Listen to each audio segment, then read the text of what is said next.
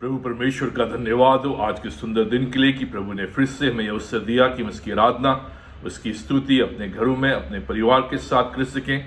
हम धन्यवाद देते हैं प्रभु के महान अनुग्रह के लिए, प्रेम के लिए, कि बराबर हमें ऐसे अवसर देता है कि हम उसकी आराधना, उसकी स्तुति कर सकें। आज के इस पवित्र दिन में, आराधना में आप सबों का स्वागत है और मैं विश्वास करता हूँ कि आज की आराधना के द्वारा हम सबों को आशीष मिलेगी। आज के मनन के लिए जो पाठ मैंने चुना है वो पाया जाता है निर्गमन की पुस्तक, उसका 16 अध्याय 1 पद से 36 पद तक। Exodus chapter 16 versus 1 to 36।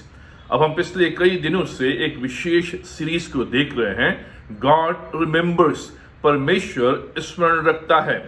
अब परमेश्वर अपने लोगों को बराबर स्मरण रखता है और इस बात को हम निर्गमन की पुस्तक में देख रहे हैं कि कैसे परमेश्वर अपनी प्रजा इज़राइल को, जो उसके विपरीत चल रही थी, उसके विरोध में चल रही थी और दासत्व और पाप में थी, लेकिन फिर भी परमेश्वर अपनी प्रतिज्ञा के अनुसार अपनी प्रजा को स्मरण रखता है और उनको भेंट देता है और अपनी प्रतिज्ञा के अनुसार उन्हें उस दासत्व से, उस मिस्र देश से छुड़ाकर कनान देश में प्रवेश कराता है।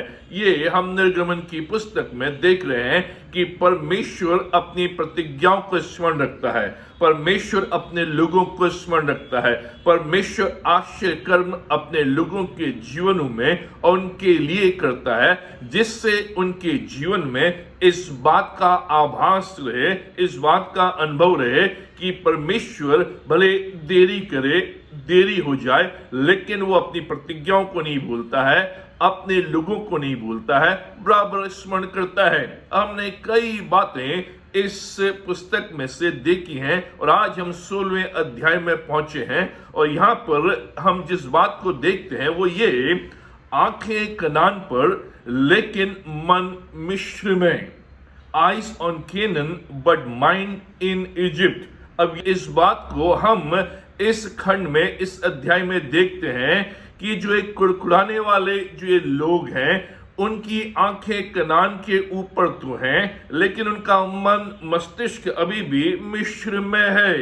हालांकि उनको मिस्र देश से निकाल लिया गया है और उन्हें कनान देश की ओर ले जाया जा रहा है। अब वो जंगल में यात्रा में है और उनकी आंखें कनान की ओर हैं, क्योंकि वो जानते हैं कि परमेश्वर ने उनसे प्रतिज्ञा की है, उनके पूर्वजों से प्रतिज्ञा की है और परमेश्वर अपनी प्रतिज्ञा को पूरा करेगा और इसलिए परमेश्वर उन्हें मिस्र देश से छुड़ा कर लेकर आया है। अब ये जंगल की यात्रा है, उनकी आंखें कनान की ओर हैं, लेकिन उनका मन, उनका मस्तिष्क अभी भी मिस्र में टिका हुआ है, मिस्र की ओर है। ये कुड़कुड़ाने वाले लोग हैं, इसलिए जो कुड़कुड़ाने वाले लोग होते हैं वो कभी भी जीतते नहीं हैं, कभी भी खुश नहीं रहते हैं। उनकी आंखें तो भविष्य की ओर रहती हैं, लेकिन उनका मन मस्तिष्क हमेशा पिछली ओर, अतीत की ओर, कि क्या उनके साथ हुआ, कब उनके साथ घटनाएं घटी, कौन सी घटनाएं उनके साथ घटी। अब हम जब इस खंड में आते हैं तो हम पाते हैं कि जो इस्राएल जाति है, प्रजा है, वो मिस्र देश से निकल चुकी है और लगभग 1 महीना बीत चुका है। अब वो मिस्र देश से निकलकर जंगल में पहुंच गए हैं और वहां पर वो अब समस्याओं का सामना कर रहे हैं। अब वहां पर पानी की समस्या है, भोजन की समस्या है, कई खतरे उनके सामने हैं, कई चुनौतियां उनके सामने हैं, कई लोग उन्हें घबरा रहे हैं, डरा रहे हैं। ये सारी समस्याएं उनके सामने हैं, इसलिए वो अब पीछे मुड़कर देख रहे हैं और वो मिस्र देश को अच्छे दिनों के रूप में याद कर रहे हैं और वो कह रहे हैं कि काश हम मिस्र देश में होते, वहां हमें भोजन वस्तुएं मिल रही थी, हमें वहां पानी मिल रहा था, वहां पर हम मीट मछली खा रहे थे, प्याज लहसुन खा रहे थे, लेकिन हम इस जंगल में भटक रहे हैं जहां पानी की व्यवस्था नहीं है, जहां भोजन की व्यवस्था नहीं है, अपनी इच्छा के अनुसार कुछ खा नहीं सकते हैं। ये सारी समस्या उनके जीवन में, अब जब उनके पेट में आवाज होती है भूख के कारण, उनके होठों से कुड़कुड़ाहट निकलती है। अब हो सकता है एक या दो मील उनसे छूट गया हो, एक या दो बार भोजन उनको नहीं मिला हो, एक या दो बार पानी उनको ना मिला हो, केवल उसी के कारण उनके पेट में जो भूख की आवाज है उसके द्वारा उनके मुंह से, उनके होठों से कुड़कुड़ाहट के शब्द निकलते हैं। अब ये पूरा खंड इस बात को बताता है कि इस्राएल लोग बुड़बुड़ाने वाले लोग हैं, इस्राएल लोग कुड़कुड़ाने वाले लोग हैं। उनकी आंखें कनान देश में तो लगी हुई हैं, उस उज्जवल भविष्य की ओर तो लगी हुई हैं, लेकिन उनका मन मस्तिष्क अभी भी मिस्र ओर है, अभी भी मिस्र की ओर है, और इसलिए वो बार बार कुड़कुड़ाते हैं। कोई भी छोटी समस्या उनके सामने आती है, वो पीछे की ओर देखते हैं और बुड़बुड़ाना और कुड़कुड़ाना शुरू करते हैं। अब यहाँ पर हम कुड़कुड़ाने वालों के संबंध में 5 बातों को देखेंगे। पहली बात, कुड़कुड़ाने वालों के पास हमेशा कुड़कुड़ाने के लिए कुछ ना कुछ होता है। अब जो लोग कुड़कुड़ाने वाले होते हैं, कंप्लेन करने वाले होते हैं, बुड़बुड़ाने वाले होते हैं, उनके पास कुड़कुड़ाने के लिए, बड़बड़ाने के लिए, कंप्लेन करने के लिए कुछ ना कुछ होता है। अब हम 1 पद से 4 पद में यहां पर देखते हैं कि वो अपने अतीत की ओर जा रहे हैं। अब ये कह रहे हैं कि मूसा हमें मिस्र देश से निकाल कर ले आया है। अब इन लोगों ने परमेश्वर के बड़े बड़े कार्य देखे हैं कि कैसे परमेश्वर ने मिस्र देश में इनके लिए चमत्कार और चिन्ह किए, और कैसे लाल समुद्र से परमेश्वर ने इनको पार कराया है। लेकिन अभी तक ये सीखे नहीं हैं, अभी तक इनने सीखा नहीं है परमेश्वर की विश्वास योग्यता के बारे में, परमेश्वर की देखरेख के बारे में, परमेश्वर की पूर्ति के बारे में, परमेश्वर की सामर्थ के बारे में, परमेश्वर की प्रतिज्ञा के बारे में इन्होंने अभी तक कुछ भी नहीं सीखा है। इतने बड़े बड़े कार्य इनके जीवन में हुए हैं, लेकिन अब केवल 1 या 2 समय उनको पानी नहीं मिलता है, 1 या 2 समय उनको भोजन नहीं मिलता है, 1 या 2 समय उनको उनके अनुसार भोजन नहीं मिलता है, और कुड़कुड़ाने लगते हैं। जो कुड़कुड़ाने वाले लोग हैं उनके पास हमेशा कुड़कुड़ाने के लिए कुछ ना कुछ होता है। अब ये लोग जो हैं ये कुड़कुड़ा रहे हैं कि हमें खाना नहीं मिल रहा है, हमें पानी नहीं मिल रहा है, अपनी बेचारगी को वो जाहिर कर रहे हैं, व्यक्त कर रहे हैं कि हमारे साथ बुरा हो रहा है, हमारे साथ धोखा हुआ है, परमेश्वर ने हमारे साथ धोखा किया है। अब ये जो लोग हैं ये वास्तविक रूप में इनकी आदत है कुड़कुड़ाने की, इनकी बुड़बुड़ाने की आदत है, इसलिए ये हर बात में बुड़बुड़ाते हैं। जो लोग कुड़कुड़ाने की आदत रखते हैं उनके पास कुछ ना कुछ होता है हमेशा कुड़कुड़ाने के लिए। अगर वो ट्रैफिक में जा रहे हैं और ट्रैफिक स्लो हो रहा है उस समय भी वो कुड़कुड़ाएंगे। अगर वो रेस्टोरेंट में गए हैं और उनने ऑर्डर किया है, ऑर्डर में थोड़ी देरी हो गई है, उसमें भी कुड़कुड़ाएंगे। अगर उनके अनुसार कोई कार्य नहीं हुआ तो उसमें भी कुड़कुड़ाएंगे। चाहे कितनी भी अच्छी चीजें उनको दे दो, लेकिन कुछ ना कुछ बहाना, कुछ ना कुछ बात वो निकालेंगे कुड़कुड़ाने के लिए। और ये हमारी आदत है। जो कुड़कुड़ाने वाले लोग हो उनको कुछ भी आप दे दें, वो कुछ ना कुछ बहाने निकालेंगे कुड़कुड़ाने के लिए। दूसरी बात जो हम कुड़कुड़ाने के संबंध में देखते हैं, कुड़कुड़ाने वाले परीक्षा में असफल रहे। अब हम 4 पद में देखते हैं कि जब ये कुड़कुड़ा रहे हैं कि हमें भोजन नहीं मिल रहा है, तो परमेश्वर 4 पद में कहता है, मैं आकाश से भोजन वस्तु में बरसाऊंगा जिससे तुम्हें सुबह और शाम बराबर भोजन वस्तु मिले। प्रतिदिन तुम बाहर जाकर भोजन को इकट्ठा करो, इसके द्वारा मैं उनकी परीक्षा करूंगा कि ये मेरी व्यवस्था पर चलते हैं या नहीं, ये मेरी व्यवस्था पर चलेंगे कि नहीं।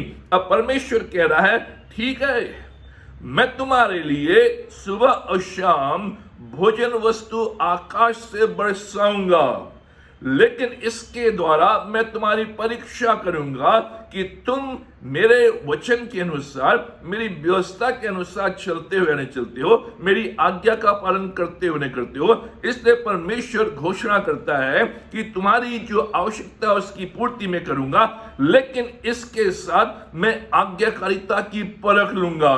परमेश्वर कहता है कि जितना तुम्हें चाहिए उतना ही तुम उस दिन एकत्रित करना, इकट्ठा करना, बटोरना, उससे ज्यादा नहीं, उससे कम नहीं, जिससे कि मैं तुम्हारी आज्ञाकारिता की परख ले सकूं। और परमेश्वर ये करता है, लेकिन बहुत से लोग इस्राएली कैंप में हैं, प्रजा में हैं, वो जरूरत से ज्यादा बटोर लेते हैं। वो सोचते हैं कि शायद उनको कल नहीं मिलेगा, और इसलिए वो परमेश्वर की आज्ञा का उल्लंघन करते हैं। और परमेश्वर जो उनके सामने टेस्ट रखता है, जो परख रखता है, उसमें फेल हो जाते हैं। कुड़कुड़ाने वाले अक्सर परीक्षा में जो परमेश्वर उनके सामने रखता है उसमें फेल हो जाते हैं। जब भी हम कोई चीज के लिए परमेश्वर से मांगते हैं, परमेश्वर उनको देता है, लेकिन कुछ शर्तों के साथ, कुछ नियमों के साथ, कुछ मांग के साथ, हर पूर्ति के साथ परमेश्वर का एक प्रावधान आता है। परमेश्वर की एक मांग आती है कि मैं चाहता हूं कि तुम ऐसा करना, और इसके कारण से मैं तुम्हारी बराबर पूर्ति करूंगा। परमेश्वर आज्ञाकारिता की परख लेता है। जो भी हम परमेश्वर से मांग रहे हैं, परमेश्वर कह रहा है ठीक है मैं तुम्हें दूंगा, लेकिन इसके साथ साथ परख भी आएगी, उसके साथ साथ मेरे डायरेक्शंस भी आएंगे, उसके साथ साथ मेरे वचन भी आएंगे कि उन वचनों को तुम्हें पालन करना है। तीसरी बात, कुड़कुड़ाने वाले हमेशा किसी ना किसी पर दोष लगाते हैं। 6 और 7 पद में, जब इनको भोजन वस्तु नहीं मिल रही है समय पर, इनकी इच्छा के अनुसार, इनको पानी नहीं मिल रहा है, तरह तरह की समस्याओं का इन्हें सामना करना पड़ रहा है, उस समय ये दोष लगाते हैं। दोष मूसा के ऊपर 6 और 7 पद में, और मूसा कहता है कि परमेश्वर ही है जो तुम्हें मिस्र देश से निकाल कर लेकर आया है। मैं तुम्हें निकाल कर लेकर नहीं आया हूं, मैं केवल उसका माध्यम हूं, उसके हाथ में एक लकड़ी हूं, लेकिन परमेश्वर है जो तुम्हें मिस्र देश से निकाल कर लेकर आया है। और 6-7 में परमेश्वर स्वयं कहता है कि मैं अपनी भुजाओं के द्वारा, अपनी सामर्थ्य के द्वारा तुम्हें मिस्र देश से निकाल कर ले आया हूं, और मैं यहोवा परमेश्वर हूं। और इसलिए मूसा कह रहा है कि जब तुम मुझ पर कुड़कुड़ा रहे हो, मेरे ऊपर तुम दोष लगा रहे हो, मुझे तुम नाना प्रकार की बातें बोल रहे हो, वास्तविक रूप में तुम उस पर बुड़बुड़ाते हो, उसे वह सुन रहा है। तुम परमेश्वर के ऊपर बड़बड़ा रहे हो, तुम परमेश्वर के ऊपर कुड़कुड़ा रहे हो, तुम परमेश्वर से कंप्लेन कर रहे हो, और वो तुम्हारे कुड़कुड़ाने को सुन रहा है, वो तुम्हारे बुड़बड़ाने को सुन रहा है, वो तुम्हारे कंप्लेन्स को सुन रहा है। प्रिय मित्रों, जब भी हम कुड़कुड़ाते हैं, दूसरों पर दोष लगाते हैं किसी न किसी कारण से, वास्तविक रूप में हम परमेश्वर पर दोष लगा रहे हैं, परमेश्वर के खिलाफ कुड़कुड़ा रहे हैं, परमेश्वर के खिलाफ बुड़बुड़ा रहे हैं, परमेश्वर के खिलाफ कंप्लेन कर रहे हैं। और यही मूसा कह रहा है, तुम उस पर बुड़बुड़ाते हो, उसे वह सुनता है। पद 8 में, तुम्हारा बुड़बुड़ाना हम पर नहीं यहोवा ही पर होता है। हम इस बात को गंभीरता से लें। जब भी किसी बात के लिए हम कंप्लेन कर रहे हैं, बुड़बुड़ा रहे हैं, कुड़कुड़ा रहे हैं, दोष लगा रहे हैं, वास्तविक रूप में वो दोष, वो कुड़कुड़ाना, वो बुड़बुड़ाना परमेश्वर के ऊपर होता है। ये कुड़कुड़ा रहे हैं कि मूसा, तू हमें मिस्र देश से निकालकर जंगल में मारने के लिए क्यों लेकर आया? क्या हमारे लिए मिस्र देश में कब्रें नहीं थी, तरह तरह की बातें वास्तविक रूप में वो मूसा के प्रति नहीं लेकिन परमेश्वर के प्रति कुड़कुड़ा रहे हैं। चौथी बात कुड़कुड़ाने वालों के संबंध में, कुड़कुड़ाने वाले उनको जो दिया गया है उससे कभी संतुष्ट नहीं होते हैं। जबरदस्त। अब इस खंड के द्वारा ये सच्चाई हमारे सामने आ रही है, जो कुड़कुड़ाने वाले हैं उनको जो कुछ भी दिया जाता है उससे वो कभी भी संतुष्ट नहीं होते हैं। यहां पर परमेश्वर एंजल फूड दे रहा है, स्वर्ग से स्वर्गीय भोजन दे रहा है, प्रतिदिन जो स्वर्गदूत है उनके लिए भोजन लेकर आ रहा है। जो मीट है, जो चिकन है, जो रोटी है, जो स्वर्गीय वस्तु है वो आकाश से बरसाई जा रही है इनके लिए, जिसके लिए उन्हें परिश्रम करने की आवश्यकता नहीं पड़ी, जिसके लिए उन्हें पकाने के लिए आवश्यकता नहीं पड़ी, उन्हें केवल उसे खाना है। उन्होंने परिश्रम नहीं किया उस भोजन के लिए, उन्होंने उस भोजन को पकाया भी नहीं, पका पकाया भोजन उन्हें मिल रहा है, उन्हें केवल खाना है। लेकिन 16 अध्याय के 3 पद में वो कहते हैं, मिस्र देश में मांस की हांडियां हमें याद आती है, जहां हम बैठकर गाना गाते थे और मांस की हांडियों में हम अपना भोजन बनाते थे, मांस की हांडियां हमें तृप्त करती थी, वो हमें याद आ रही है। अच्छा सा अच्छा भोजन परमेश्वर ने उन्हें दिया है, उससे संतुष्ट नहीं है, उसके प्रति धन्यवादी नहीं है। लेकिन वो कह रहे हैं कि मिस्र देश के जो मांस है, मिस्र देश में जो मांस की हांडियां हम चूल्हे में चढ़ाते थे, खुशबू आती थी, पकाकर खाते थे, आराम से स्वतंत्रता के साथ गाते हुए, गीत गुनगुनाते हुए, वो हमें याद आ रही है। वो जो मिल रहा है उससे संतुष्ट नहीं है। लेकिन जो अतीत में जो उन्हें कड़वा लगता था, उस समय जो गाली के साथ उन्हें मिलता था, मारपीट के साथ उन्हें मिलता था, दासत्व के रूप में उन्हें मिलता था, उसको वो बढ़ा चढ़ा कर बोल रहे हैं। वो कह रहे हैं कि हमें वहां की मछलियां याद आ रही हैं, हमें मिस्र देश का मांस याद आ रहा है, जब हम उसे लहसुन में, प्याज में बनाते थे। ये सारी बातें, आंखें तो कनान की ओर, लेकिन अभी भी मन और मस्तिष्क मिस्र में। कैसे आजादी मिलेगी, कैसे आशीष मिलेगी, कैसे आगे बढ़ेंगे, जब मेरी आंखें तो भविष्य की ओर हैं, लेकिन मेरा जो मस्तिष्क है, मेरा जो मन है अभी भी उन पिछली बातों की ओर लगा है, पिछले जीवन की ओर लगा है, पिछली घटनाओं की ओर लगा है, मिस्र की ओर लगा है। ये सारी बातें वो कह रहे हैं। जो कुड़कुड़ाने वाले लोग हैं, जो कुछ भी उनको दिया गया है वो उससे कभी संतुष्ट नहीं होते हैं। पांचवी बात कुड़कुड़ाने वालों के संबंध में, कुड़कुड़ाने वाले उनको कितना दिया गया है उससे भी कभी संतुष्ट नहीं होते। पद 16, न केवल जो उनको दिया गया है उससे संतुष्ट नहीं होते हैं, लेकिन साथ ही साथ उनको कितना भी आप दे दो, भरपूरी के साथ दे दो, दबा दबा कर दे दो, फिर भी वो संतुष्ट नहीं होते हैं, फिर भी उसमें कमी कमजोरियों को निकालते हैं, फिर भी कहते हैं ये बहुत कम है। परमेश्वर ने जब उनको दिया, इसके साथ नियम दिए कि कैसे उसको बटोरना है, कैसे उसको रखना है, और जितने घर में सदस्य हो उसी के आधार पर, उसी के अनुसार तुम्हें लेना है, न ज्यादा लेना न कम लेना।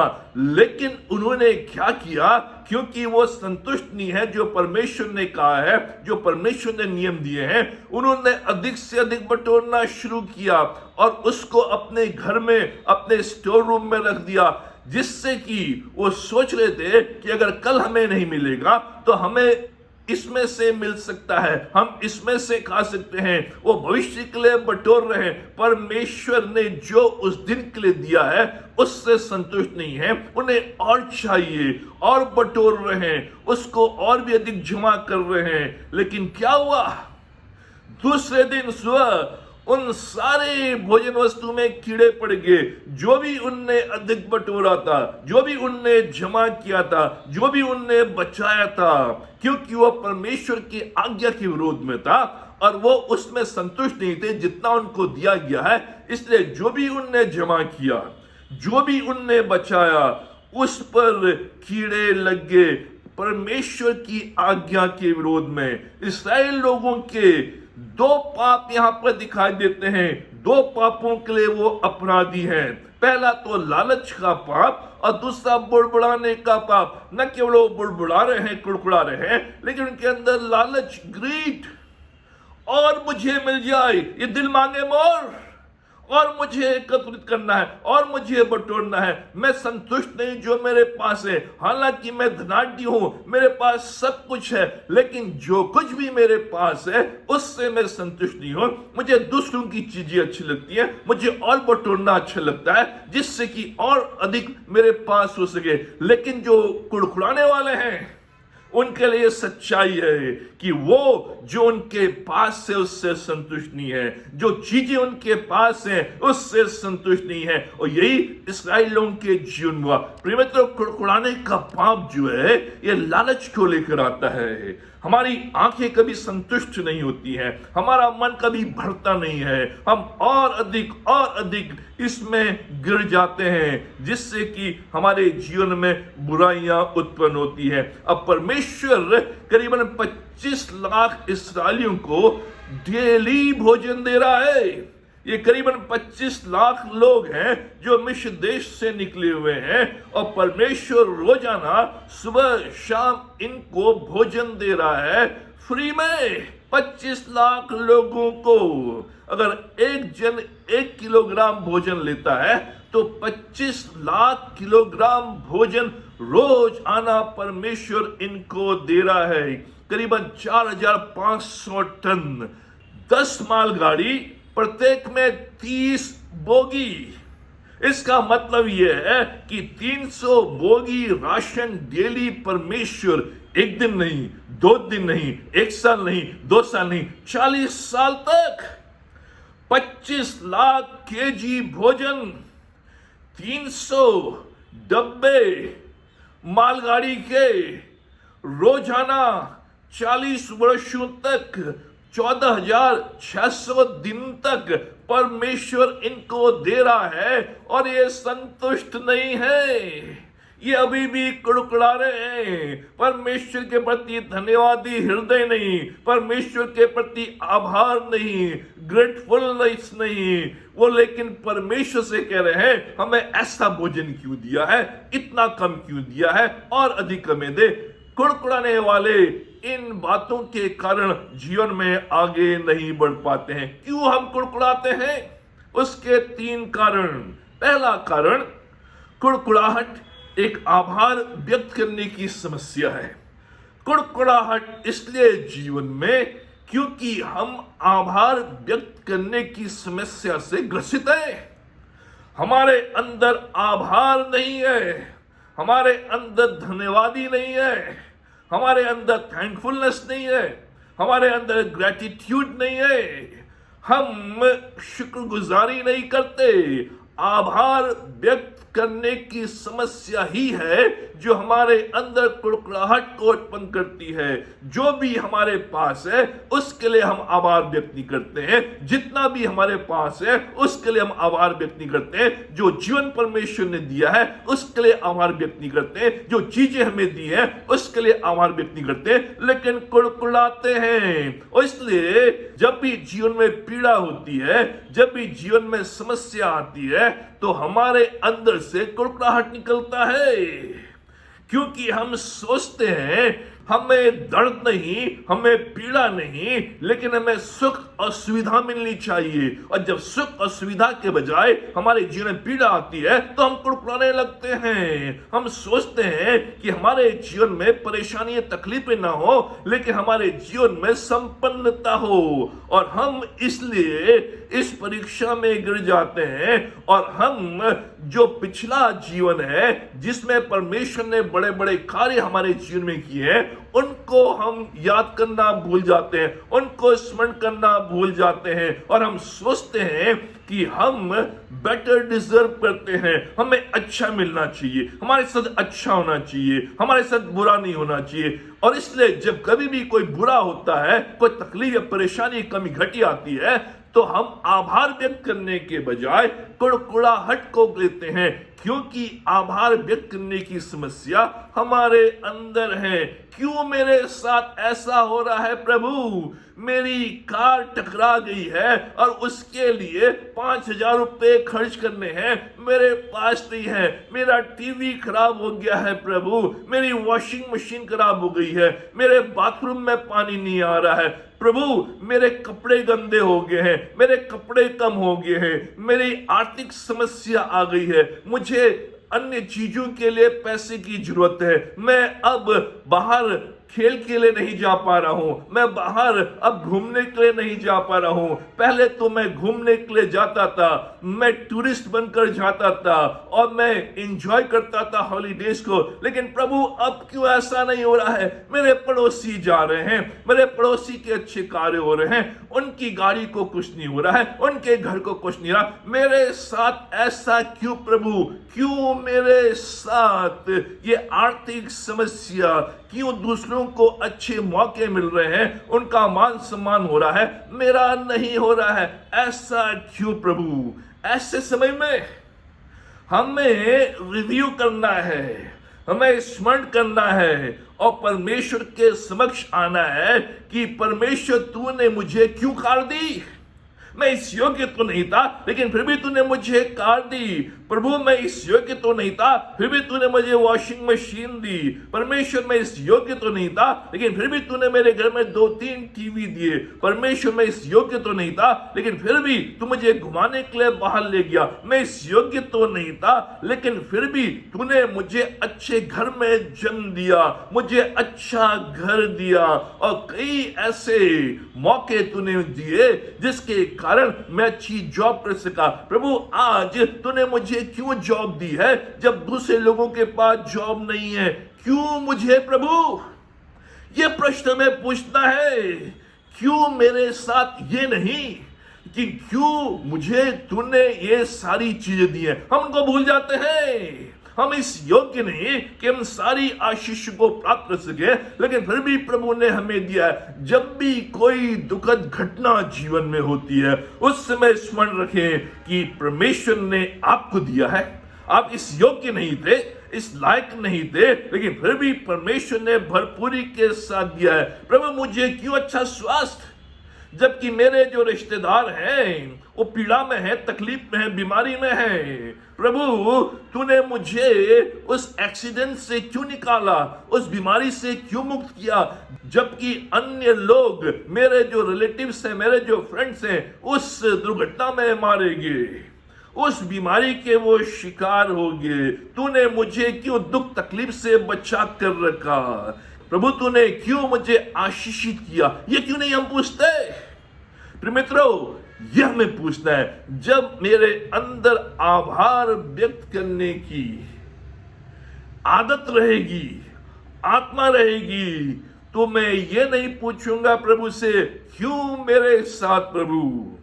मैं प्रभु से ये पूछूंगा क्यों मुझे तूने इन सारी चीजों से मालामाल किया, क्यों तूने मुझे बीमारी से मुक्त किया, क्यों तूने मुझे दुर्घटना से बचाया, क्यों तूने मुझे अच्छा जीवन दिया, क्यों तूने मुझे अच्छा परिवार दिया, क्यों तूने मुझे अच्छा घर दिया। इन बातों को स्मरण करें। और इसलिए जो आभार व्यक्त करने की समस्या है, उसी के कारण ही कुड़कुड़ाहट मेरे अंदर, जब मेरे अंदर धन्यवादी हृदय रहता है, मेरे अंदर ग्रेटफुलनेस रहती है कि मैं कुछ भी नहीं था, लेकिन फिर भी परमेश्वर ने इस लॉकडाउन के पीरियड में मेरी जॉब को बढ़ाकर रखा, मेरे घर में राशन दिया, मेरे बच्चों की फीस दी, मुझे इनकम दिया, मुझे परेशानी से मुक्त किया, मुझे वायरस से बचा कर रखा। ये चीजें मेरे अंदर धन्यवादी भावना को लेकर आएंगी। लेकिन अगर मैं केवल ये देखूं कि प्रभु तूने मेरे टीवी को खराब क्यों कर दिया, तूने मेरे कार में एक्सीडेंट क्यों होने दिया, मुझे बीमारी में क्यों जाने दिया, तो मेरे अंदर कुड़कुड़ाहट रहेगी। जो भी चीजें, जो भी बातें आपके जीवन में हैं और हुई हैं, उनके प्रति आभार व्यक्त अगर नहीं तो ये कुड़कुड़ाहट की समस्या हमारे जीवन में बनी रहेगी। हमें अपनी आशीषों को गिनना है कि प्रभु ने कितनी आशीषें हमें दी है। दूसरी बात, हम क्यों कुड़कुड़ाते हैं, क्या कारण है? कुड़कुड़ाहट एक सोच की समस्या है, एक गलत सोच, एक परसेप्शन जो गलत है, एक टेढ़ी सोच। अब ये जो इस्राएल लोग हैं, इनकी जो सोच है ये गलत सोच है, इनका जो परसेप्शन है वो गलत है, इनकी जो सोच है वो टेढ़ी है। वो ये कह रहे हैं कि हमें मांस की हांडी जो हम गीत गाते हुए स्वतंत्रता के साथ खाते थे उसकी याद आ रही है। ये बढ़ा चढ़ाकर परमाणु को तोड़ मरोड़ कर पेश कर रहे हैं। जो कुड़कुड़ाने वाला व्यक्ति होगा उसकी सोच हमेशा गलत होती है, टेढ़ी होती है, और वो बड़ा चढ़ाकर बोलता है, परमाणु को तोड़ मरोड़ कर देता है। यही यहाँ पर हो रहा है। ये जो इस्राएल लोग हैं ये बड़ा चढ़ाकर बोल रहे हैं, परमाणु को तोड़ मरोड़ कर बोल रहे हैं। उन्हें वो नहीं मालूम कि वहां पर वो दास के रूप में थे, गुलाम के रूप में थे, स्वतंत्रता नहीं थी, उनको हंटर मारे जाते थे, उनको दबाया जाता था, उनसे ईंट बनवाई जाती थी, वो अंडर में रहते थे, खाने की वस्तुएं उपलब्ध नहीं थी, परेशानी में थे, तकलीफ में थे, और वो परमेश्वर के सामने रोते थे, चिल्लाते थे, कराते थे। लेकिन यहां पर एक गलत सोच, रॉन्ग परसेप्शन, टेढ़ी सोच, बढ़ा चढ़ाकर बोलना, परमाणु को तोड़ मरोड़ कर पेश करना। वर्तमान की जो परिस्थिति है उसके आधार पर हम भूतकाल की बातों को बढ़ा चढ़ाकर बोलते हैं, तोड़ मरोड़ कर परमाणु को पेश करते हैं। वर्तमान में उनकी जो परिस्थिति है, समस्याओं का सामना कर रहे हैं, कठिन रास्ता है, भोजन वस्तुएं आसानी से उपलब्ध नहीं है, वर्तमान में उनकी परिस्थिति अच्छी नहीं है। उस आधार पर वो भूतकाल की जो परिस्थितियां हैं जो और भी बदतर थी, और भी बुरी थी, और भी खतरनाक थी, लेकिन उनको वो बढ़ा चढ़ाकर अच्छे रूप में प्रस्तुत कर रहे हैं। कुड़कुड़ाहट एक सोच है जो गलत सोच है। ये हमारे रॉन्ग परसेप्शन के कारण आती है, गलत सोच के कारण आती है, गलत धारणा के कारण आती है, टेढ़ी सोच के कारण आती है। इसलिए हम कुड़कुड़ाते हैं, बड़बड़ाते हैं और परमाणु को तोड़ मरोड़ कर पेश करते हैं। इसलिए कुड़कुड़ाहट जीवन में। तीसरा कारण, कुड़कुड़ाहट एक लगने वाली समस्या है, कंटेजियस प्रॉब्लम। ये जो कुड़कुड़ाहट है ये लगने वाली समस्या है। पद 2 में लिखा है, पहले कुछ ही लोग कुड़कुड़ा रहे थे, लेकिन बाद में लिखा है कि पूरी इस्राएल की प्रजा कुड़कुड़ाने लगी और परमेश्वर से शिकायत करने लगी। ये कंटेजियस है, ये लगने वाली बीमारी है।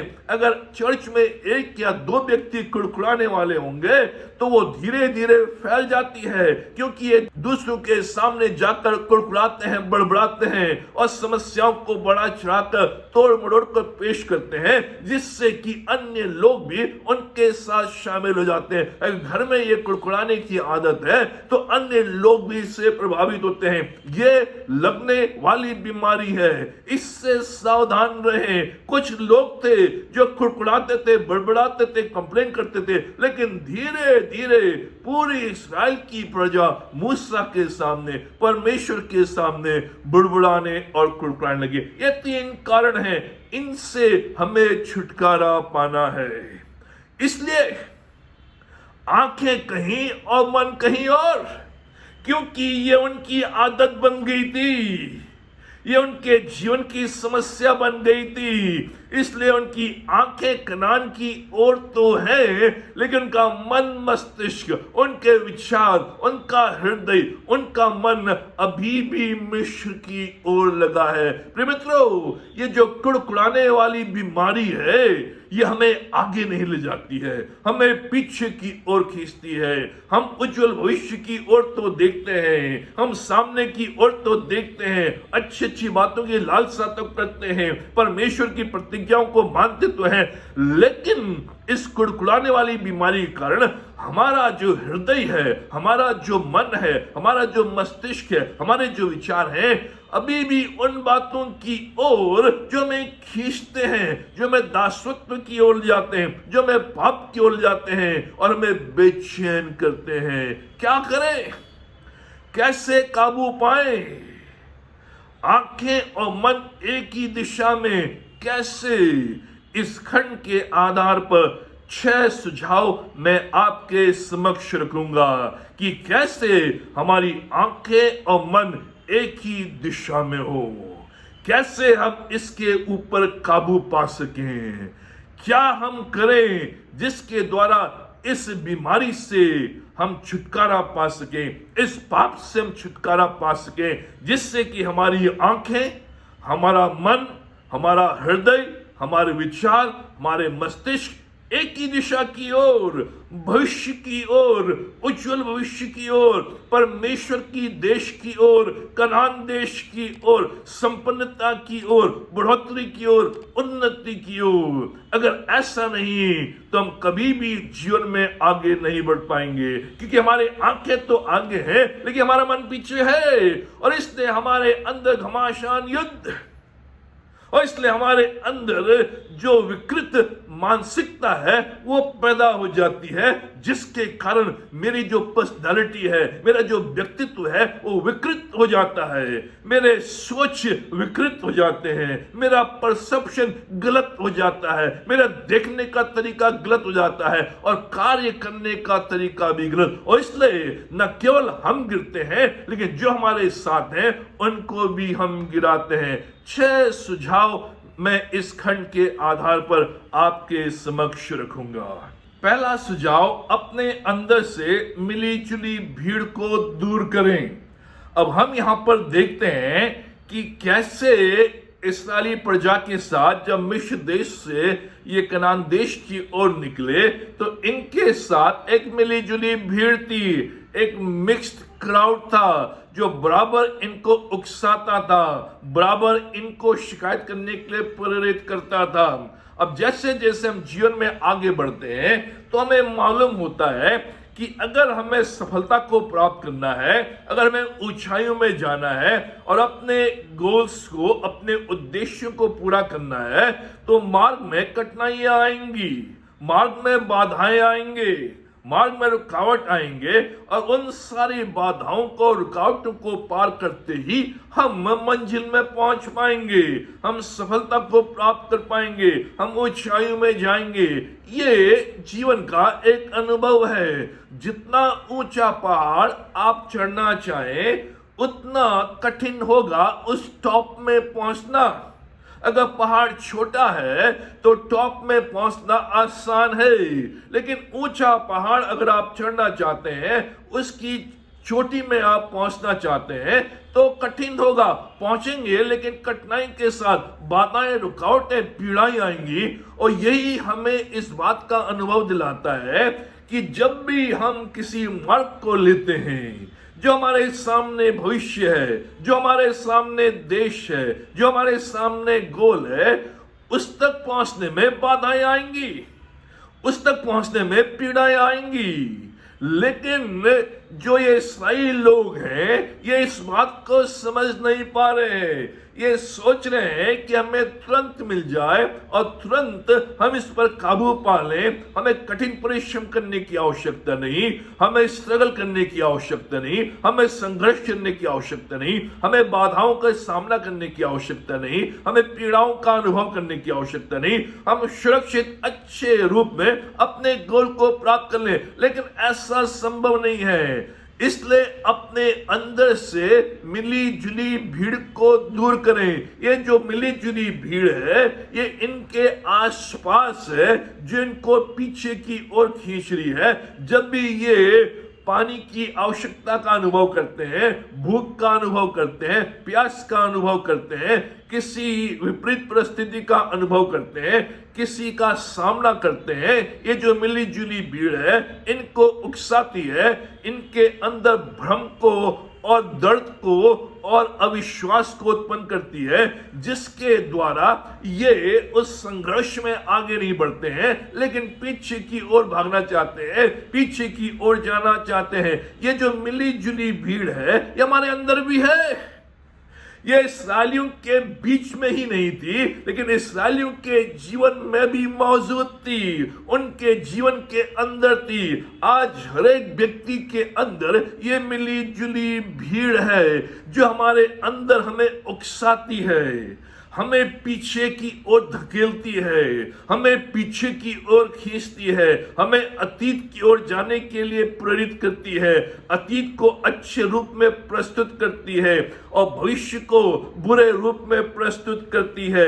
ये जो मिली जुली भीड़ है इसके कारण ही जो हमारे अंदर है, हमारी आंखें तो कनान की ओर रहती हैं लेकिन हमारा मन मस्तिष्क हमेशा मिस्र देश की ओर, हमेशा पीछे की ओर। यही है जो हमें उस परमेश्वर के दर्शन को देखने में बाधा डालती है। परमेश्वर के दर्शन को नहीं समझ सकते हैं, परमेश्वर की प्रतिज्ञाओं को नहीं ले सकते हैं, उसकी प्रतिज्ञाओं पर, उसके विश्वास योग्यता पर विश्वास नहीं कर पाते हैं क्योंकि ये मिली जुली भीड़ अंदर है और शैतान हमारे अंदर इस मिली जुली भीड़ को उत्पन्न करता है जिसके द्वारा हमारे अंदर संदेह उत्पन्न हो, जिसके द्वारा हमारे अंदर अविश्वास उत्पन्न हो, जिसके द्वारा हमारे अंदर क्रोध उत्पन्न हो, जिसके द्वारा हमारे अंदर कड़वाहट उत्पन्न हो, जिसके द्वारा हमारे अंदर शिकायत की भावना, आभार व्यक्त करने की समस्या वो उत्पन्न हो, जिससे कि मैं भविष्य को प्राप्त न कर पाऊं, मैं कनान देश को प्राप्त न कर पाऊं, मैं सफलता को प्राप्त न कर पाऊं, मैं संपन्नता को प्राप्त न कर पाऊं, मैं ऊंचाई में ना जा पाऊं, ये मुझे पीछे की ओर खींचती है। और यही इस्राएलियों के साथ हुआ। ये जो मिली जुली भीड़ है न केवल उनके आसपास है लेकिन उनके अंदर है, जो सुबह उठते ही उनको प्रेरित करती है, जो भोजन तू ले रहा है ये आज के लिए पर्याप्त नहीं है, और बटोर और लोए, क्योंकि हो सकता है ये परमेश्वर आज तेरे साथ है, कल तेरे साथ ना हो। जिस परमेश्वर ने आज तुझे दिया है हो सकता कल तुझे ना दे। अविश्वास और ये डाउट, ये संदेह, इन बातों को हमारे जीवन में वो उत्पन्न करती है। देख रहे हैं एक तरफ और सोच रहे हैं दूसरी तरफ। हम देख तो कनान की ओर रहे हैं लेकिन हमारी जो सोच है वो मिस्र की ओर है, मिस्र की बातों से जुड़ी हुई है। आंखें कनान की ओर है लेकिन मन मिस्र की ओर है। अभी भी हमारा मन मिस्र और मिस्र की बातों में लगा है। हम चाहते हैं कनान देश को प्राप्त करें, हम चाहते हैं सफलता को प्राप्त करें, हम चाहते हैं ऊंचाइयों में हम जाएं, हम चाहते हैं हमारे काम बने, हम चाहते हैं अपनी जॉब में आगे बढ़े, हम चाहते हैं हम अपनी योजनाओं को पूरा करें, लेकिन अभी भी हमारे सोच, अभी भी हमारे विचार उस मिस्र की ओर हैं, पुराने जीवन की ओर हैं, दासत्व की ओर हैं, पाप की ओर हैं। हम अभी भी अपने पापों को त्यागना नहीं चाहते, मिस्र से निकलना नहीं चाहते, बुरी आदतों से निकलना नहीं चाहते, बुरी बातों से निकलना नहीं चाहते, परमेश्वर पर विश्वास करना नहीं चाहते, परमेश्वर पर पूर्ण रूप से भरोसा करना नहीं चाहते, अपने जीवन को परमेश्वर के हाथ में देना नहीं चाहते। इसलिए हमारी आंखें तो कनान की ओर है लेकिन अभी भी हम मिस्र की ओर है, और इसलिए हम इस वर्तमान परिस्थिति में टगमगाते रहते हैं, हिलते रहते हैं, डोलते रहते हैं, कोई भी कार्य हमारे सफल नहीं होते हैं। बातें तो हम स्वतंत्रता की करते हैं लेकिन हमारा सोचना अभी भी दासत्व का है। हम कह तो रहे हम स्वतंत्र हो गए हैं, हम कह तो रहे परमेश्वर ने हमें स्वतंत्र कर दिया, हम कह तो रहे परमेश्वर हमें कनान देश की ओर ले जा रहा है, लेकिन अभी भी हम जो सोच रहे हैं, हमारी जो सोच है, हमारी जो थिंकिंग है, हमारे जो विचार है, हमारी जो विचारधारा है, हमारा जो पर्सपेक्टिव है, हमारा जो दृष्टिकोण है, दासत्व से भरा हुआ है, मिस्र से भरा हुआ है, गुलामी से भरा हुआ है। मिस्र की बातों ने हमें अभी भी प्रभावित किया है। जैसा आप सोचेंगे वैसा आप बनेंगे। अगर आप आज भी मिस्र और मिस्र की बातों को सोच रहे हैं, उन्हीं बातों से आप घिरे हुए हैं, तो आपका जीवन मिस्र में ही नाश हो जाएगा, आपका जीवन मिस्र में ही व्यतीत होगा। आप कनान देश में प्रवेश नहीं कर सकते, आप संपन्नता के देश में प्रवेश नहीं कर सकते, दूध और मधु की बहने वाले धाराओं के देश में आप प्रवेश नहीं कर सकते, क्योंकि अभी भी हमारी सोच मिस्र से प्रभावित है। देख रहे हैं कि परमेश्वर बादल और आग के खंबे के साथ साथ उनके साथ है। आग का खंबा, बादल का खंबा परमेश्वर की उपस्थिति के रूप में उनके साथ है। परमेश्वर के कार्य को देख रहे हैं, परमेश्वर की उपस्थिति का अनुभव कर रहे हैं, लेकिन अभी भी दिमाग में नीचे स्तर का ईश्वर फिरौन, अभी भी उनका जो ईश्वर है वो फिरौन है। हालांकि जीवित परमेश्वर आग के खंबे के साथ, बादल के खंबे के साथ उनकी अगुवाई कर रहा है, उनका मार्गदर्शन कर रहा है, अपनी उपस्थिति को बनाए हुए है, लेकिन उनके दिमाग में, उनके मन मस्तिष्क में अभी भी फिरौन ईश्वर के रूप में बैठा हुआ है। हम वापस फिरौन की सेवा करेंगे, हम मिस्र में जाकर फिरौन के कार्य को करेंगे, उसी के अधीन रहकर उसी की सेवा करेंगे, उसी की महिमा करेंगे, उसी की आराधना करेंगे, उसी के लिए हम कार्य करेंगे।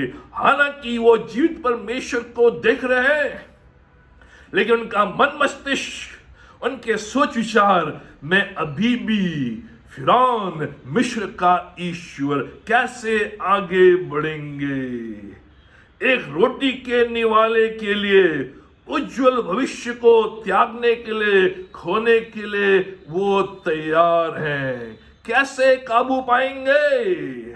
आंख और मन एक दिशा में नहीं है, केवल एक रोटी के निवाले के लिए वो उज्जवल भविष्य को त्यागने के लिए तैयार हैं। एक छोटे से पाप के लिए, एक छोटे से आनंद के लिए, एक क्षण भर के आनंद के लिए, एक छोटी सी आदत के लिए, एक बुरी आदत के लिए, एक बुरे पाप के लिए हम पूरे भविष्य को त्यागने के लिए तैयार हैं, पूरे भविष्य को खोने के लिए तैयार हैं, उज्जवल भविष्य को खोने के लिए तैयार हैं। आप बहुत से लोग एक छोटे से निवाले के लिए, क्षण भर के आनंद के लिए अपने पूरे भविष्य को दांव में लगा दिया है, त्यागने के लिए, खोने के लिए तैयार है, आगे बढ़ने के लिए तैयार नहीं है। परमेश्वर हमें आज सिखाना चाह रहा है कि अपने मन मस्तिष्क में शैतान और शैतान की बातों को समाने न दें, क्योंकि शैतान है जो मिली जुली भीड़ के रूप में हमारे अंदर अविश्वास को उत्पन्न करता है, उन विचारों को उत्पन्न करता है जो विचलित होते हैं, हमें इधर उधर भटकने के लिए वो विवश कर देता है और हमारे मन मस्तिष्क में अपने कार्य को स्थापित करता है, जिससे कि उसके अधीन हमारा मन मस्तिष्क रहे। दूसरा सुझाव जो मैं आपके समक्ष रखना चाहता हूं, अपना फोकस बदलने से डरे नहीं। जो भी आपका फोकस है, अगर उससे बदलना है कनान देश में प्रवेश करने के लिए, प्रतिज्ञा के देश में प्रवेश करने के लिए, सफलता की सीढ़ियों में चढ़ने के लिए, उज्जवल भविष्य को प्राप्त करने के लिए, उससे बदलने से डरे नहीं। अब इन लोगों ने लाल समुद्र पार कर लिया है, अब ये लोग उस जंगल के रास्ते में हैं, लेकिन इनका फोकस बदला नहीं है। इन्हें अपने फोकस को बदलना है। जो कुड़कुड़ाने की आदत है उससे त्यागना है। जो फोकस इनका मिस्र के ऊपर है, मिस्र के लोगों के ऊपर है, मिस्र के बातों के ऊपर है, मिस्री कार्यों के ऊपर है, फिरौन के ऊपर है, उसको बदलना है। प्रभु अब मेरा फोकस पूर्ण रूप से कनान देश के ऊपर रहेगा, चाहे कितनी भी कठिनाइयां क्यों ना आ जाए, कितने भी उतार चढ़ाव क्यों ना आ जाए, अगर मुझे भूखा रहना पड़े तब भी मैं अपने फोकस को कनान देश के ऊपर रखूंगा, अगर मुझे प्यासा भी रहना पड़े तब भी मैं अपने उस फोकस को जो मैंने त्याग दिया है वापस नहीं लूंगा। मैं उस फोकस को बदल रहा हूं, अब मैं उस फोकस को कनान देश के ऊपर रख रहा हूं। ये लोग अपने फोकस को नहीं बदल रहे हैं, वो कह रहे हैं हम मिस्र देश में कैसे थे, हम मिस्र देश में अच्छे थे। वो कह रहे हैं हम मिस्र देश में क्या क्या करते थे, हमारे पास क्या क्या था, हम क्या क्या खाते थे, हम कैसे रहते थे, क्या हमारे पास वहां पर था, क्या हम करते थे। अपने कार्य के विषय में सोच रहे हैं, अपने जीवन के विषय में सोच रहे हैं, वो वहां पर कैसे थे, उन बातों को बढ़ा चढ़ाकर, हालांकि उनके कार्य वहां पर अच्छे नहीं थे, उनका जीवन वहां पर अच्छा नहीं था, उनका रहन सहन नहीं था, लेकिन फिर भी अभी भी उनका फोकस नहीं बदला है। इसलिए उसी फोकस के आधार पर वो कह रहे हैं हम वहां पर कैसे थे, हम वहां पर क्या करते थे, क्या हमारा वहां पर अस्तित्व था। प्रभु ने उन्हें मिस्र देश से तो मुक्त कर दिया था, लेकिन मिस्र देश अभी भी उनके जीवन में बसा हुआ है। वो मिस्र देश से मुक्त नहीं हुए हैं। परमेश्वर ने उन्हें मिस्र देश से तो मुक्त कर दिया, वहां से तो स्वतंत्र कर दिया, लेकिन मिस्र देश अभी भी उनके जीवन में बसा हुआ है। वो अपने आप को मिस्र देश से मुक्त नहीं कर पा रहे, उनका फोकस बदला नहीं है। मिस्र मेंटालिटी उनकी है, इजिप्ट मेंटालिटी। अभी भी वो मांस की हांडी याद कर रहे हैं, हम कैसे मांस की हांडी शाम को चढ़ाते थे, गीत गाते थे, गुनगुनाते थे, आराम का हमारा जीवन था। फोकस, अपना फोकस बदलने से डरे नहीं। ये लोग डर रहे थे कि अगर हम मिस्र के फोकस को छोड़ देंगे तो हमारा वर्तमान और हमारा भविष्य कैसे होगा। परमेश्वर हमारे सामने कई बार अच्छे जॉब्स की अपॉर्चुनिटीज लेकर आता है, अच्छे बिजनेस की अपॉर्चुनिटीज लेकर आता है, नए आत्मिक माहौल में बढ़ने की अपॉर्चुनिटी और मौकों को लेकर आता है, लेकिन हम उस समय परमेश्वर पर भरोसा नहीं करते, अपने फोकस को बदलते नहीं है, उस पर हमारा ध्यान नहीं रहता। इस पर कई बार अच्छे मौकों को हम गवा देते हैं, आत्मिक जीवन में बढ़ने के मौके को गवा देते हैं, कई अच्छे कार्य हमारे जीवन में नहीं हो पाते क्योंकि हम अपना फोकस बदलने के लिए तैयार नहीं है, हम अपना फोकस बदलने से डरते हैं। अभी भी इजिप्ट मेंटालिटी, अभी भी मिस्र की मानसिकता हमारे अंदर है। मिस्र अभी भी बसा हुआ है, आंखें तो कनान की ओर है लेकिन मिस्र अंदर बसा हुआ है। फोकस चेंज करें। जो भी फोकस आपका 2020 में रहा, जिसके द्वारा आप आगे बढ़ नहीं पाए, उस फोकस को 2021 में बदलने से डरे नहीं, उस फोकस से बाहर निकलें और उस फोकस को लें जो फोकस आपको कनान देश में पहुंचाएगा। तीसरा सुझाव, पूर्ति के लिए परमेश्वर के सिद्ध रिकॉर्ड पर भरोसा करें। परमेश्वर ने अभी तक हमारे जीवन में बड़े बड़े कार्य किए हैं, उसी ने सारी बातों को पूरा किया है। जो भी आवश्यकताएं थी परमेश्वर ने पूरी की हैं। 1 महीने का समय व्यतीत हो चुका है, ये मिस्र देश से 1 महीने पहले निकले थे, केवल 1 महीने का समय हुआ है और इस 1 महीने के समय में इन्होंने परमेश्वर के पूर्ति के कार्य को देखा है। कैसे परमेश्वर इनके साथ विश्वास योग्य रहा, कैसे परमेश्वर ने इनकी आवश्यकताओं की पूर्ति की, कैसे परमेश्वर ने इनके लिए मार निकाला, कैसे परमेश्वर ने इनको मिस्रियों के जंजाल से बचाया, मिस्री सेना से बचाया। लेकिन अभी भी वो परमेश्वर के रिकॉर्ड पर भरोसा करने के लिए तैयार नहीं है। 430 साल की बंधुआई के बाद परमेश्वर इनको मिस्र देश से निकालता है। परमेश्वर ने इनके पूर्वजों से कह दिया था कि मैं अपनी प्रजा को 400 वर्ष की बंधुआई में लेकर जाऊंगा। अब वो 430 वर्ष के बाद परमेश्वर वहां से उनको निकालता है और वो सोचते हैं कि परमेश्वर भूल गया है, परमेश्वर ने स्मरण नहीं करता है। अब वो सोच रहे हैं कि जो परमेश्वर का पूर्ति का कार्य है अब वो पूरा नहीं होगा। वो सोच रहे हैं कि परमेश्वर अब चिन्ह नहीं दिखाएगा, अपनी प्रतिज्ञाओं को भूल गया है, परमेश्वर उनकी देखरेख नहीं करेगा। लेकिन उनको मालूम नहीं कि परमेश्वर ने पिछले 1 महीने में और उससे अधिक दिनों में उनके साथ भलाई की है। जो भी उसने कहा है उसने उसको पूरा किया है, इनकी आवश्यकताओं की पूर्ति की है, इनके बीच में बड़े बड़े चिन्ह और चमत्कार दिखाए हैं। और जो प्रतिज्ञा परमेश्वर ने 400 वर्ष पूर्व अपने लोगों से की थी, इनके पूर्वजों से की थी, उसको उसने पूरा किया है। लेकिन अभी भी वो सोच रहे हैं कि परमेश्वर उनकी देख रेख नहीं करेगा। परमेश्वर ने उन्हें मूसा के रूप में एक अगुआ, एक लीडर दिया है जो उनका मार्गदर्शन कर रहा है, लेकिन अभी भी उनका भरोसा नहीं। प्रिय मित्रों, परमेश्वर के सिद्ध रिकॉर्ड पर भरोसा करें कि कैसे परमेश्वर ने पिछले वर्षों में आपके हर एक आवश्यकता की पूर्ति की, हर आवश्यकता को उसने आपके लिए पूरा किया, कभी भी कोई कमी घटी नहीं हुई। कैसे परमेश्वर बराबर आपके साथ बना रहा, उस पर भरोसा करें। परमेश्वर का रिकॉर्ड सिद्ध है, वो परफेक्ट है, एक बार भी वो फेल नहीं हुआ, एक बार भी उसने कमी नहीं होने दी, एक बार भी उसने आपको धोखा नहीं दिया। इसलिए परमेश्वर के पूर्ति के रिकॉर्ड पर भरोसा करें, उसका रिकॉर्ड सिद्ध है। चौथा सुझाव, अपने दिनचर्या का जीवन परमेश्वर की उपस्थिति, सामर्थ और प्रतिज्ञा पर चलाना सीखें।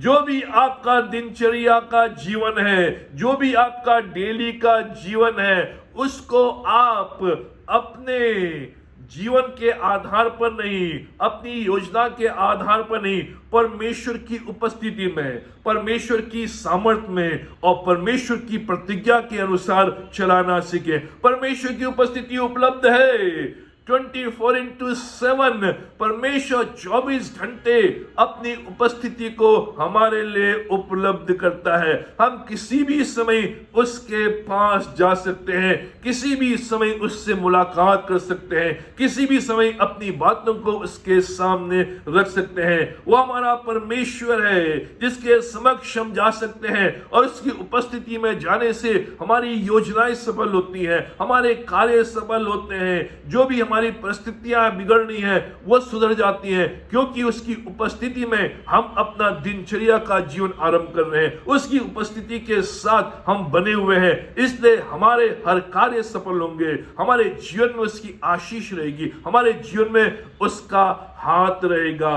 परमेश्वर की सामर्थ उपलब्ध है, न केवल उपस्थिति, उसकी सामर्थ हमारे लिए उपलब्ध है। वो हर समय अपनी सामर्थ से हमें भरने के लिए तैयार है। उसकी सामर्थ के कारण ही हमारा अपर हैंड है। चाहे समस्याएं कितनी भी बड़ी क्यों ना हो, फिरौन कितना भी शक्तिशाली क्यों ना हो, परमेश्वर की सामर्थ के द्वारा हमारा हैंड ऊपर है, हमारा हाथ ऊपर है, हमारा अपर हैंड रहता है। परमेश्वर ने हमें सामर्थ दी है अधिकार रखने की। परमेश्वर ने हमें सामर्थ दी है जो भी दुष्ट आत्माएं, शैतानी शक्तियां हैं, उनको डांटने, उनको भगाने के लिए। परमेश्वर ने हमें सामर्थ दी है कि जब हम किसी बीमार व्यक्ति के ऊपर हाथ रखते हैं, उसकी सामर्थ से उस बीमार व्यक्ति को चंगाई हम दे सकते हैं। उसकी सामर्थ में परमेश्वर ने हमें सामर्थ दी है कि हम अपने जीवन से बुराइयों को दूर कर सकें, जो भी आर्थिक कमी घटी है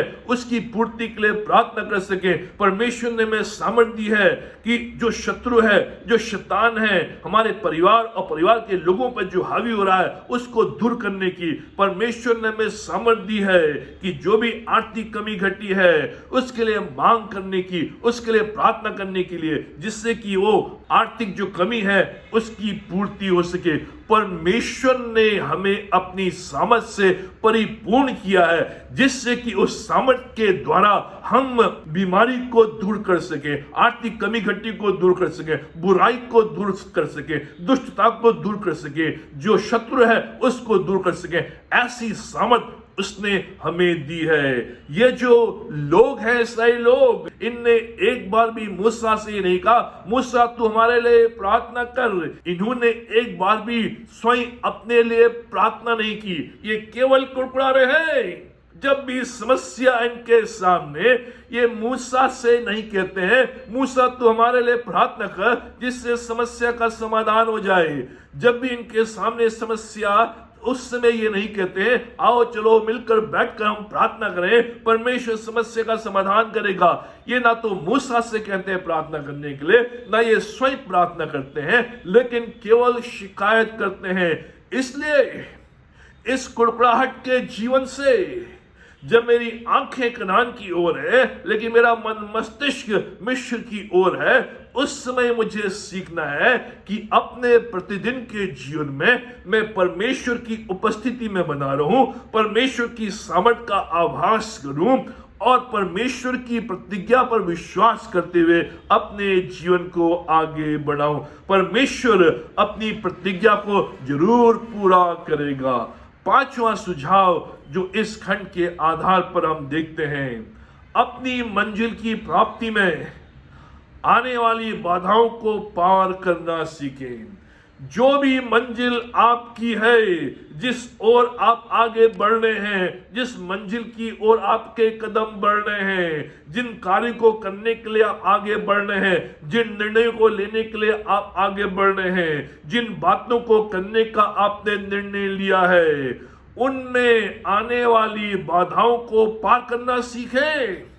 जब बाधाएं आएंगी आप रुके नहीं, जब बाधाएं आएंगी आप वापस ना लौटे, लेकिन निशाने की ओर बढ़ते चले जाएं, मंजिल की ओर बढ़ते चले जाएं। जब भी आप अपनी मंजिल की ओर बढ़ेंगे, सफलता की ओर बढ़ेंगे, अपनी योजनाओं को पूरी करने की ओर बढ़ेंगे, अपने निर्णयों को लेने की ओर बढ़ेंगे, अच्छे कार्य करने की ओर बढ़ेंगे, परमेश्वर के लिए आगे बढ़ने की कोशिश करेंगे, बाधाएं आएंगी, रुकावटें आएंगी। जिस प्रकार से इस्राएलियों के जीवन में बराबर बाधाएं, रुकावटें, समस्या आई और ये रुक गए और पीछे मुड़कर देखने लगे और मिस्र की ओर भागने लगे, ऐसा हमारे साथ ना हो। अगर हमें कनान देश में प्रवेश करना है, हर बाधा को पार करना सीखें। रुकना नहीं है, वापस नहीं लौटना है, लेकिन निरंतर आगे बढ़ते चले जाना है।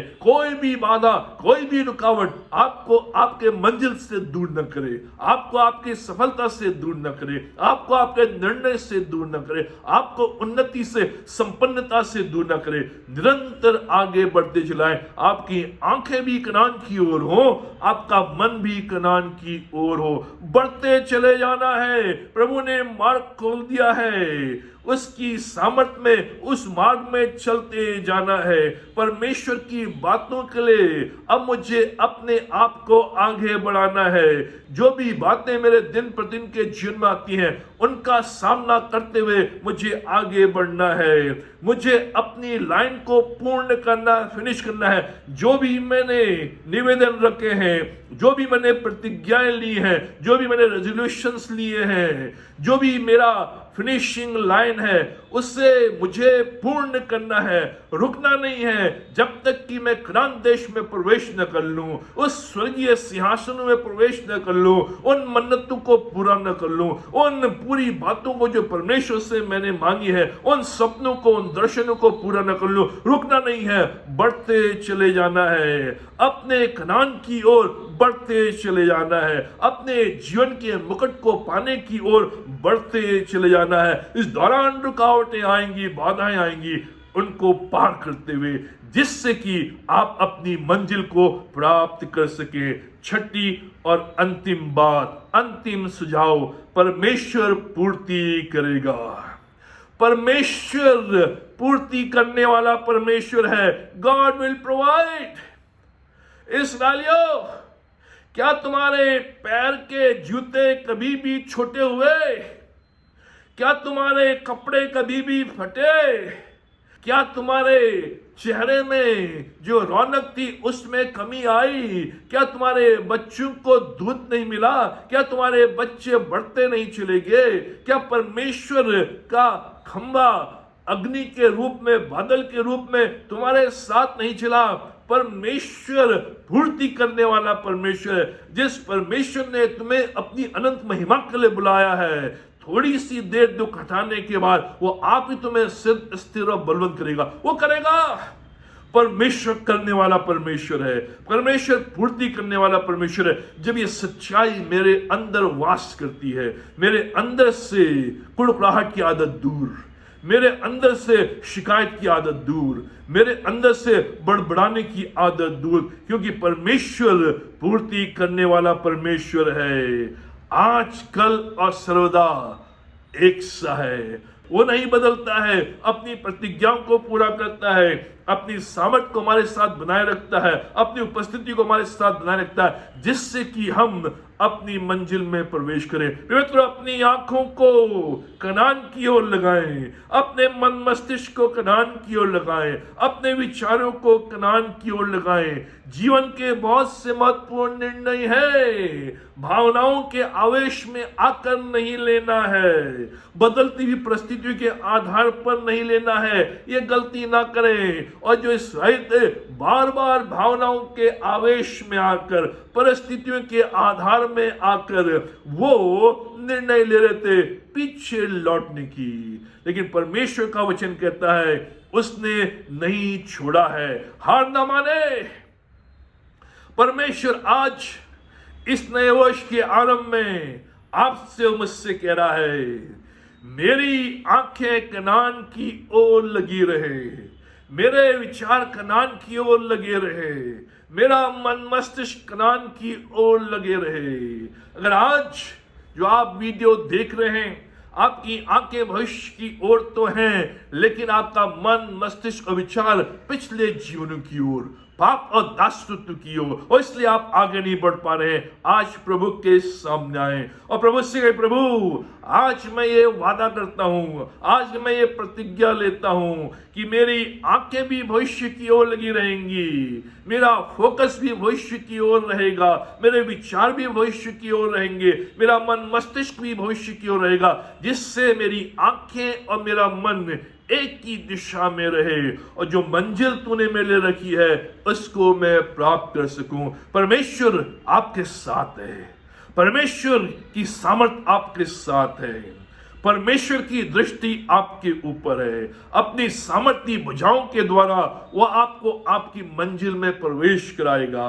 हमारी आंखें और हमारा मन एक ही दिशा में रहे, जिससे कि परमेश्वर ने जो प्रतिज्ञा हमारे लिए की है उसे हम प्राप्त कर सकें। आइए हम प्रार्थना करें। हमारे महान जीवित शक्तिमान परमेश्वर पिता, हम धन्यवाद देते हैं सुंदर समय के लिए। हम धन्यवाद देते हैं तेरी तमाम आशीष के लिए, तेरी रक्षा, मदद, भलाई, करुणा, दया के लिए। धन्यवाद देते हैं आज के दिन के लिए, आज के वचन के लिए। पिता परमेश्वर होने दे कि हमारी आंखें और हमारा मन एक ही दिशा में लगा रहे, जिससे कि जो देश तूने हमारे लिए रखा है, जो भविष्य तूने हमारे लिए रखा है, जो भाग तूने हमारे लिए रखा है, उसको हम प्राप्त कर सकें। तुम्हारी सहायता, रक्षा और मदद कर। अपनी कलीसिया के प्रत्येक परिवार को तेरे हाथ में सौंप देते हैं और तुझसे प्रार्थना करते हैं हमारी कलीसिया के प्रत्येक परिवार में तेरी आशीष रहे। जो भी दुख, तकलीफ, बीमारी है यीशु के नाम में दूर कर। जो भी आवश्यकता अपने खजाने से पूरा कर और इस पूरे नए वर्ष में हमें समाज और हमें उस कनान देश की ओर प्रवेश करा जिसको तूने हमें दिया है, जिसके लिए तूने हमसे प्रतिज्ञा की है, जिससे कि इस वर्ष में हम सफल रहें, धनाढ्य रहे, संपन्न रहे, खुश और खुशहाल रहें। धन्यवाद देते हैं आज के दिन के लिए और ये सब कुछ अपने उद्धारकर्ता प्रभु यीशु मसीह के नाम पर मांगते हैं, आमीन। अब प्रभु यीशु मसीह का अनुग्रह, पिता परमेश्वर का प्रेम और पवित्र आत्मा की संगति हम सबों के साथ और विशेष करके इस प्रिय परिवार के साथ आज और हमेशा तक बनी रहे।